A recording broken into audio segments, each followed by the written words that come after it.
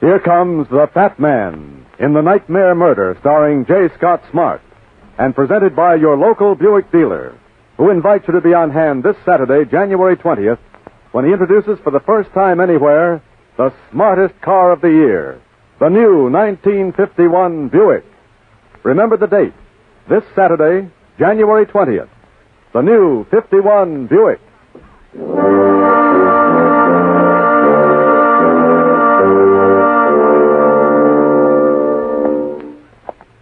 There he goes. He's stepping on the scales. Weight, 237 pounds. Fortune, danger.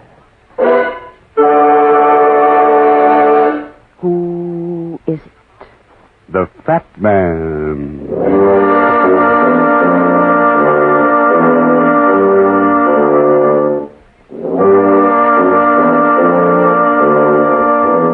It takes a good man to make a first-class old-fashioned. You have to muddle the sugar, bitters, and water properly, then toss in the ice and whiskey, and then carefully twist the lemon peel on top.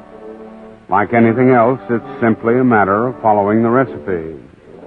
But here's another illustration. If you take a liberal jigger of motive, add a slice of opportunity and a dash of means, and then pile a dozen or more old-fashions on top of this, you're quite likely to end up with a real gruesome hangover. Murder.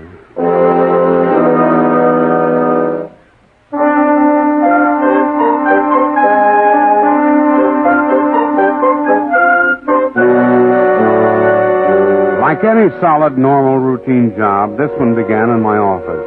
It was just after lunch. My feet were on the desk. I was munching a peppermint.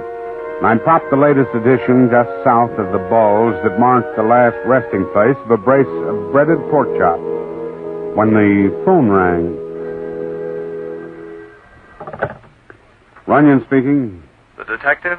That's a debatable point, but I like to think so. Who's this? My name's George Dutton. Maybe you've heard of me. Oh, you mean the author? Well, that's a debatable point, too. I write mystery stories. Yes, I know. About private eyes who get hit on the head. But look, I've never had any need for a private eye. I don't even know what one looks like. I never even saw a pistol or a gangster or a corpse until last night. The corpse, that is. Wait a minute. Let's take this in sequence. Are you hiring me? Maybe. How much? $50 in expenses. Well, that's a lot, but I need you pretty badly. What's the trouble? I killed a girl last night. I want you to prove it. Say that again and slower. You better come down here right away. Where are you? Melville Hospital. Alcoholic ward.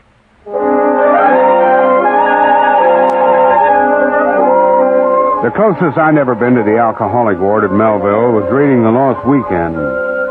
After I convinced them I wasn't a prospective client, they gave me some of the dope on George Dutton. Their assumption was his writer's imagination had picked up an Italian collaborator during the period in question, namely a batch of martinis. Runyon? Yeah. What can I do for you, George? Sit down. On the bed. Now take it easy, will you? My head. I know what you mean. Is that better? Yeah. Now, look. You're going to think I'm crazy like the rest of them, but I'm not paying you for an opinion. Here. Here's 2 days' worth, $100. Thanks. Now, for this, I'm supposed to hang a murder rap on you, huh? Or did I hear it right over the phone? You did. At least I'll know, Runyon, if it happened. If I killed her, at least I'll know I'm not crazy. All right, Anything's George. better than that kind of doubt, Runyon. Anything. Now, take it easy, George. Just tell me about it, huh? Yeah, I know. Calm, collected, lucid, logical, right? Yeah. Okay. I've been working hard, see? Trying to meet my publisher's deadline on a novel. I got tired last night around 7 and went to bed. Dead, wrung out, gone, you know? Now, this I'm sure of. Somewhere around 10 or 11 o'clock, I got up, put on my clothes, and went out for a walk around the block. I just turned the corner when it happened. What? I'd seen the car a lot in my neighborhood, a black Buick convertible. I'd seen the girl in it, too. Stunning girl, blonde, eyes like sapphires, figure like, well... Yeah, I know what you mean. So what? So she pulled up to the curb and asked me to get in. How come? Well, am I so horrible? She did it, that's all. Okay. Who was she? I don't know. I don't know anything about her. She handed me a bottle, and that's how it started. Mm-hmm. Mistake number one. That's so right. So anyway, we drove around for a while, and I listened to her talk, and pretty soon the bottle was gone, so she pulled out another one, and pretty soon that one was gone, too. What did she talk about? Death? Hmm? Yeah. It seemed perfectly normal at the time. She was fascinated by death. Wrote poems about it, she said. Quoted from them all the time. Anyway, things got pretty fuzzy about then. I don't remember much. People, voices, lights. One thing, though, Runyon. One thing. There was a big red rooster about 10 feet high. Oh, yeah, naturally. It wouldn't be an evening without one. What was his Now, wait name? a minute. A sign, Runyon, a neon sign. I remember it blinking at me while she stopped by the trash can. What trash can? How do I know what trash can? A trash can. There was the red rooster and the trash can, and she stopped and took something out of her purse and dropped it in. And there were more lights and more people and more riding in the car, and then pretty soon we were alone. She was pouring drinks for the two of us. And where was this? I don't know. You got me. She handed me a glass, see? And raised hers for a toast. To death, she said. And I saw she had a gun in her hand, pointing it at her head. I grabbed it, got a hold of it, but it went off. Oh, great. Last thing I remember was her lying on the floor, and then the floor was rushing up at me. Well, that's it. What do you mean, that's it? What happened after that? Nothing. When I opened my eyes, I was in my own bed, in my own apartment, with my clothes right where I'd left them at 7 the night before. The night man swears I wasn't out of my room all night. Nobody believed me. They said I dreamed it. I had a couple more drinks, found the cop on the beat and told him, too. That's how I got here. They all think I'm crazy. Well, maybe I am. But go on, find out for me, Runyon. Get on it, will you? Get on it.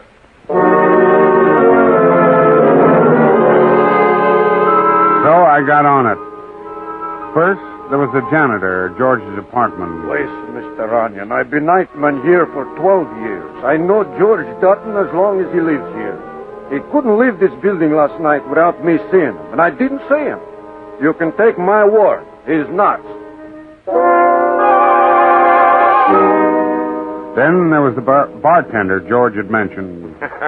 Look, all I know is he come in at an indecent hour this morning, screaming for the hair of the dog that bit him, just like all the other times. Yeah, especially the last time. What happened last time? Oh, same thing, a couple of years ago. Only that night he got out of bed and trapped Adolf Hitler in the information booth at Grand Central.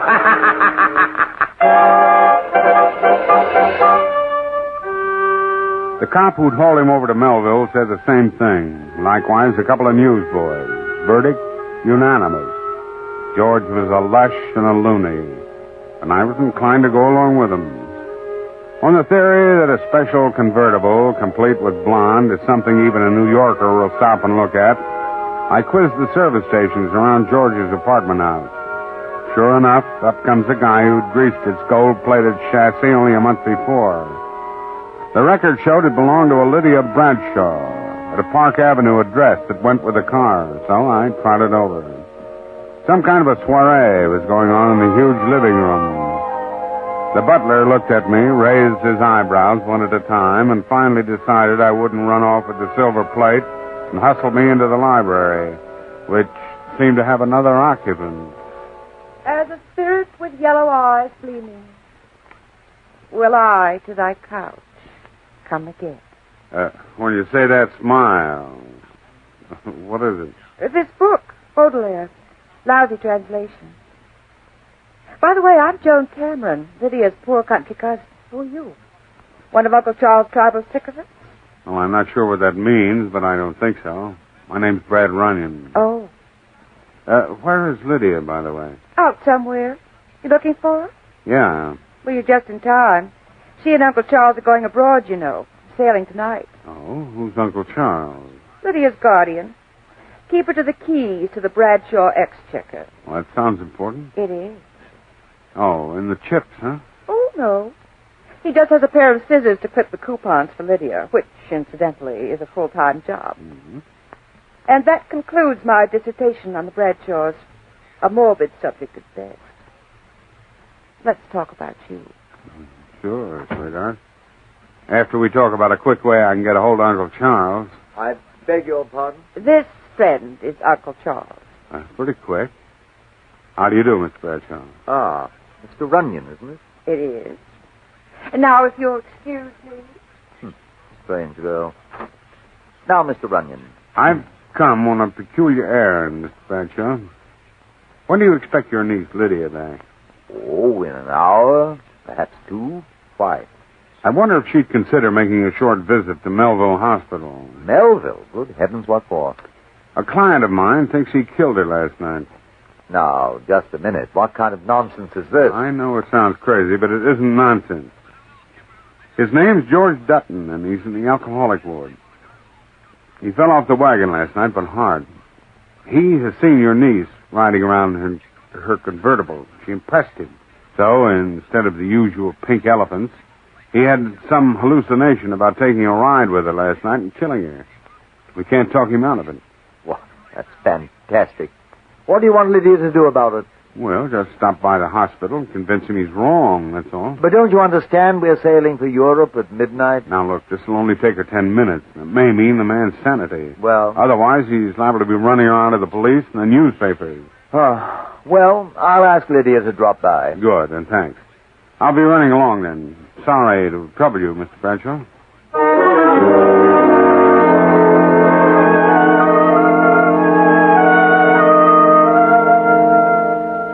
Well, what's the verdict, Runyon? You think I'm nuts now, too, huh? George, listen. Get a hold of yourself. This doesn't mean you're nuts. Could happen to anyone. Shut up. What was her name? Lydia Bradshaw. Bradshaw? Yeah, and she's coming over here to see you. Now listen, Runyon, you're working for me. See, you're not working for them. You're wait a minute, George. You listen to me. I'm telling you this happened.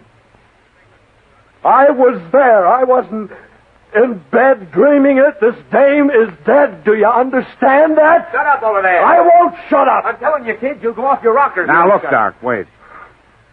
Look, George. There's no use arguing about it. I talked to her uncle. The girl's coming here. That'll convince you, won't it? She's not coming here because she's dead. She's dead. I held her with these 2 arms. I heard the gun go off. I felt her go limp in my arms. In my arms. Oh, no. No. I'm sorry. Who's George Dutton? Right over there. I'm Lydia Bradshaw. Well, what about it, George? You're all right? What do you mean, Mr. Dutton? Well, last night we were together, don't you remember? Well, no. Sorry, I don't. I don't remember ever seeing you before. Go away. Go away. Come on. Isn't there anything I can do? No, you may as well go now. But the poor man... You heard what he said. Now go on, get out of here. Get out. I'm terribly sorry. Thanks very much, Miss Bradshaw. I do hope you'll be all right. Yeah. Good night. Good night.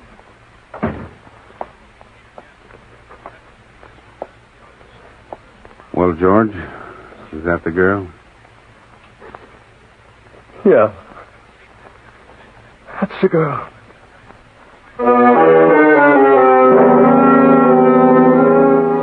Oh, that tied it up. I refunded him $50 of the $100 he gave me, recommended a good psychiatrist, and took off. It was after my dinner time, so I walked toward the East 50s, a little Italian restaurant that makes wonderful lasagna. Suddenly, I found myself looking across the street at a bar on the opposite corner with a blazing red rooster in neon lights.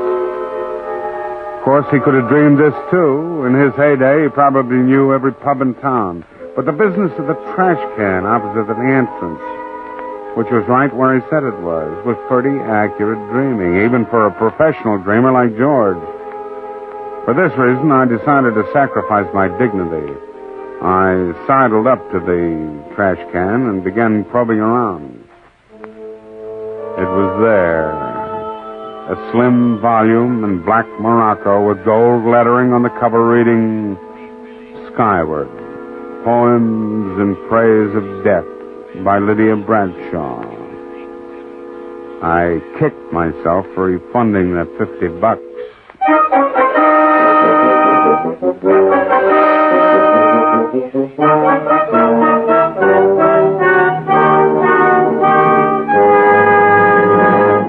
In my trade, you never know what's coming next. Every time the phone rings, every time you turn a corner, every time you open a letter, there's apt to be a surprise. It happens so often in my trade that you always expect to see the unexpected. And everyone can expect to see the thrill of their lives this coming Saturday, January 20th, the day the new 1951 Buick is introduced. Yes, this Saturday your local Buick dealer will present for the first time anywhere Buick's all-star lineup for 51. New Buick specials, new Supers, new Roadmasters. They'll all be there, the smartest cars that ever bore the Buick name. So don't miss this exciting world premiere featuring the new 51 Buick. Come early, stay late, and see all the surprises Buick offers you for 51. It's this Saturday, January 20th, at your nearest Buick dealers. See the new 51 Buick. And now, let's catch up with the Fat Man.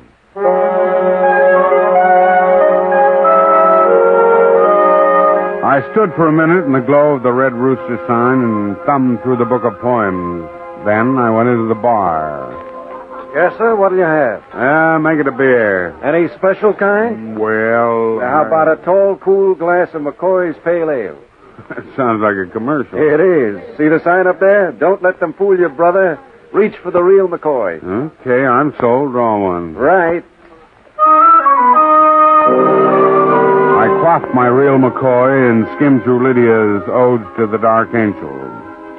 Tossing a Morocco-bound book into a trash can, it seemed a strange thing for a girl to do until you read the poetry, whereupon it became clearly the only thing to do.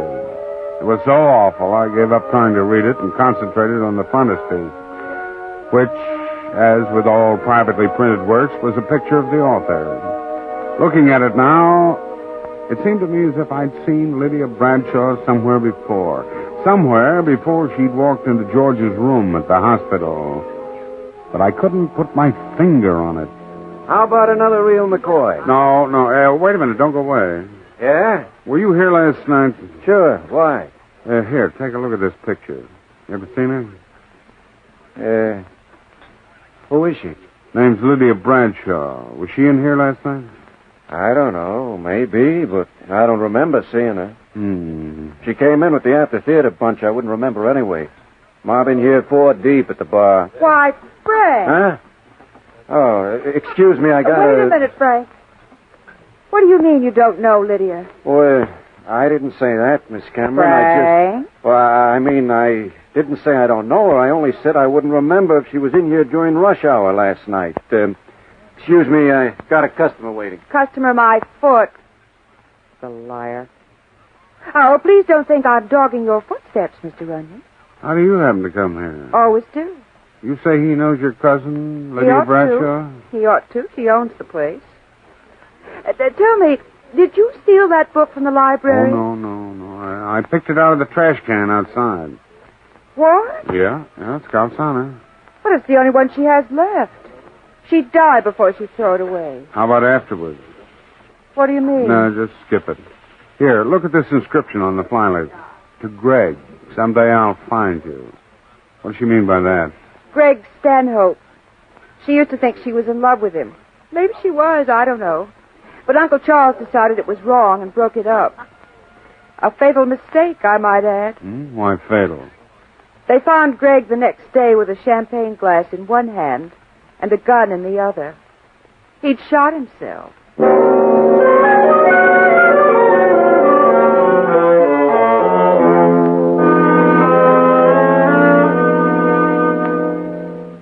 Hello, George. Yeah? This is Runyon. What do you waste your time on me for, Runyon? I'm nuts, you know. I'm now, crazy. shut up, George. Take it easy. Answer me a couple of questions. Do you know anybody named Stanhope? Greg Stanhope? Yeah. No, I never heard of him. Uh-huh. How did you happen to say Greg? I don't know. It just popped into my head. Greg Stanhope. It goes together somehow. Greg... Wait a minute. I do know. Yeah, she was talking about him last night. That's who she toasted when she raised her glass just before she shot. Okay. Now, one more question, George. Did anyone see you leave the building last night? Well, sure, the janitor. Anyone else? No. Well, look, supposing it went like you said. Suppose someone picked you off the floor at the Bradshaw apartment and brought you home. Is there anyone who'd know exactly where to hang your clothes and straighten out the rest of your apartment besides you? Sure, the janitor would, but he already told you. He's got a couple of sidelines. George, as a writer, this may come as a disappointment to you, but you aren't nuts.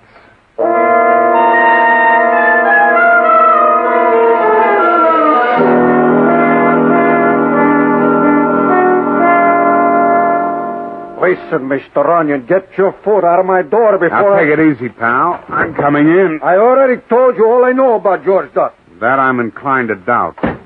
Now, sit down, pal. You've had a hard day pushing a broom and raking in cash. You want I should call a cop? There's a law against breaking into a guy's apartment. There's also a law against criminal conspiracy. I said I give it to you this afternoon, all of it. Don't call me no criminal conspiracy because I'm janitor, no criminal, see? How much did Charles Bradshaw pay you to tell me George wasn't out of his apartment last night? I don't know nothing, I tell you. Now get out of here. Now, you come clean first. You saw George coming and going. You helped Bradshaw put him to bed last night. No, I didn't. Honest, I didn't. You better level with me, Buster, before No. I knock... Don't come near me.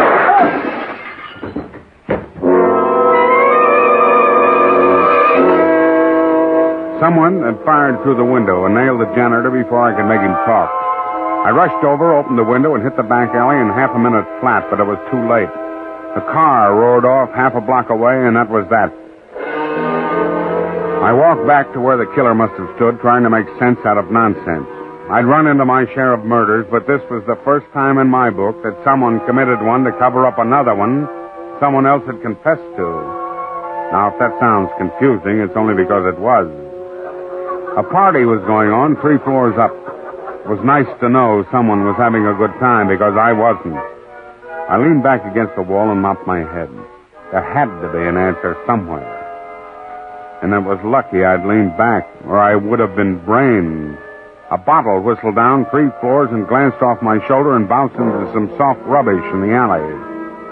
I picked it up, looked at the label, and suddenly it hit me. It was an answer from out of the blue.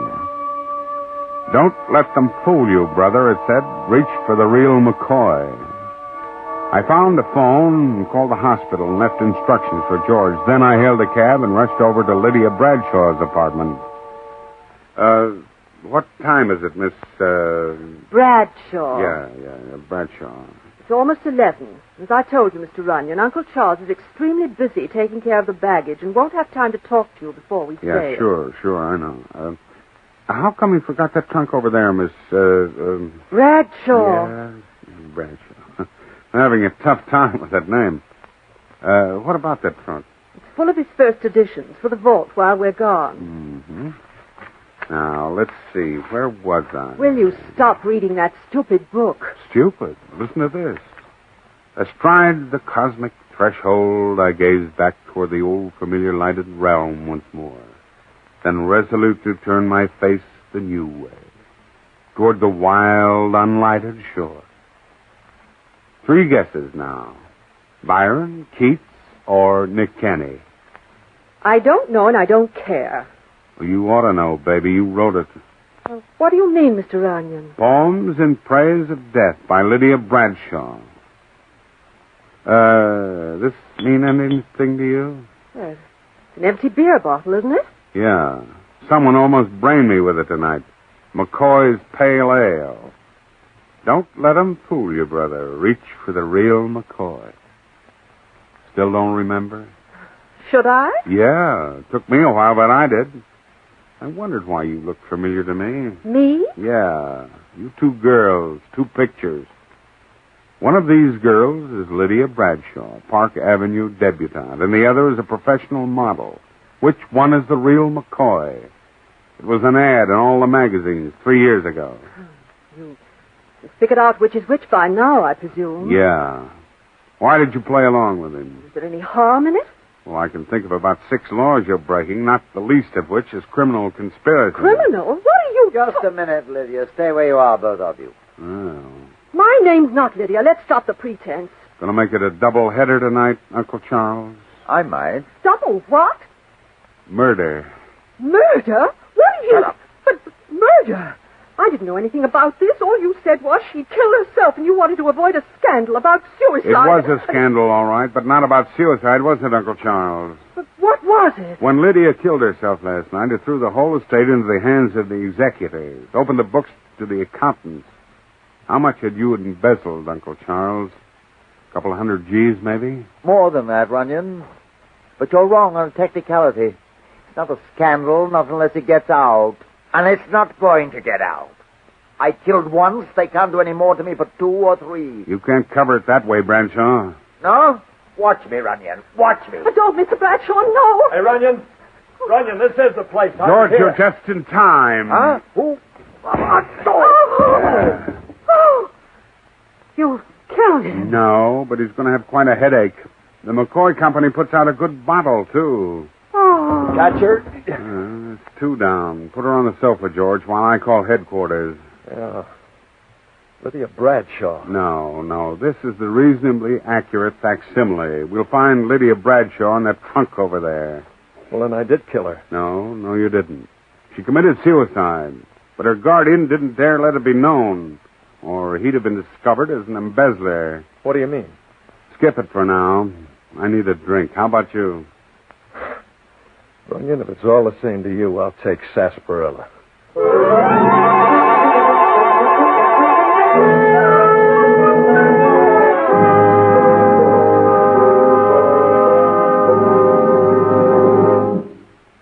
Tonight's thrilling story of the Fat Man was presented by your local Buick dealer, who invites you to the biggest show in town, opening this coming Saturday, January 20th. The big event? The world premiere of the new 1951 Buick. Come see for yourself Buick's exciting new style, distinctive new design, its sparkling beauty inside and out. Find out what makes the 51 Buick the smartest car on the road. See it this Saturday, January 20th, at your nearest Buick dealers.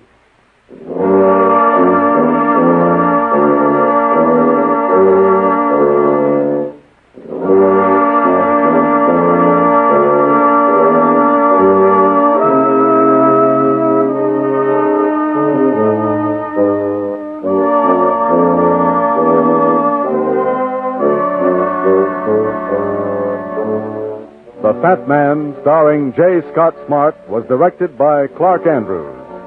The script was written by Harold Swanton. Heard on tonight's show were Lyle Sudrow as George Dutton and Gertrude Warner as Joan Cameron. The music was composed by Mark Winston. Your announcer, Don Lowe. Listen next week to another exciting adventure of the Fat Man. G-Note for murder.